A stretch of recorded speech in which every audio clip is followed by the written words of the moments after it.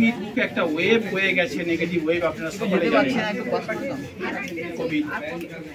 তার ফলে সোসাইটিতে কিছু চেঞ্জ এসেছে, মাইন্ডসেটে কিছু চেঞ্জ এসেছে মানুষের, সেটা ওভারকাম করার প্রসেসটা এইটা বোঝানোর জন্য এই স্টোরিটা। হ্যাঁ, ভালো হয়। এক রাজার একটা হাতি ছিল, অত্যন্ত এফিসিয়েন্ট পাওয়ারফুল হাতি। রাজা সব সময় যখনই কোনো চ্যালেঞ্জে যেতেন ওই হাতি থেকে কাজে লাগাতেন। আর ওই হাতিকে নিয়ে কিন্তু উনি ওই হাতি ওপরে চড়ে উনি সব যুদ্ধ জয় করে ব্যাক করেছেন। এই করতে করতে কয়েকটা বছর কেটে গেছে, ওই হাতি এখন বৃদ্ধ হয়ে গেছে। তো ঘুরতে ঘুরতে হাতি খোলা ছিল। ওই রাজ্যেরই একটা মানে একটা নর্দমার মধ্যে একটা বিশাল বড় একটা পাঁকের ভান্ডার, পচা নর্দমা, সেই দিকে গিয়ে বুঝতে না পেরে হাতিটা আরো ভেতরে গিয়ে পুরো নর্দমাতে বসে গেছে, আর উঠতে পারে। বৃদ্ধ হাতি তো তার নিজের চেষ্টাতে যত চেষ্টা করছে সে আরো গভীর পাকে চলে গেছে। রাজার কাছে খবর আসতে রাজার খুব মন কষ্ট, সবাইকে অর্ডার দিয়েছে ইমিডিয়েট হাতিকে রিকভার করো। সমস্ত রকম চেষ্টা করেছে সেনাবাহিনী, যত আমরা তোলার চেষ্টা করছি আরো বেশি ঢুকে যাচ্ছে, এখন শুধু নাকটা বেরিয়ে আছে। যদি নর্মাল প্রসেসে যদি তোলা যায় ওই ইয়ে করে, তাহলে তো একটা মাস লেগে যাবে পাঁচকে রিকভার করতে করতে মারা যাবে।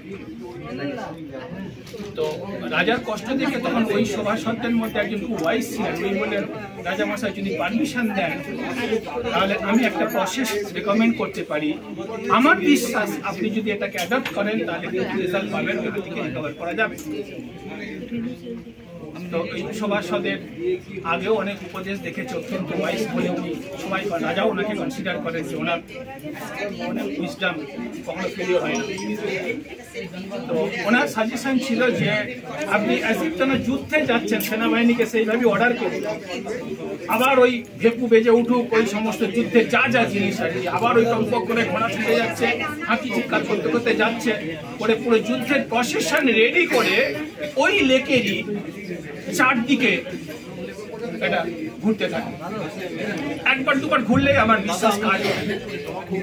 তো রাজা এক্স্যাক্টলি সেটাই করলো, যুদ্ধ ডিক্লেয়ার করলো, ওই লেকের ওই সাইড দিকে যুদ্ধে পিছিয়ে।